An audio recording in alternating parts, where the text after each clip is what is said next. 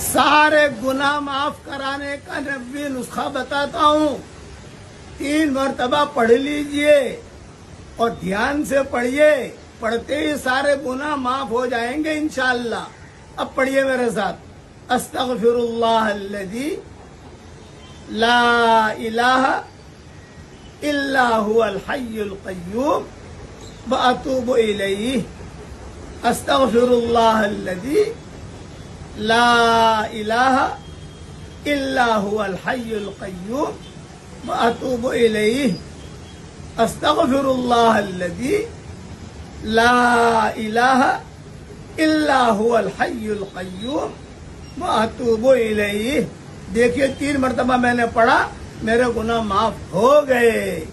آپ بھی پڑھیے، آپ کے بھی معاف ہو جائیں گے انشاءاللہ.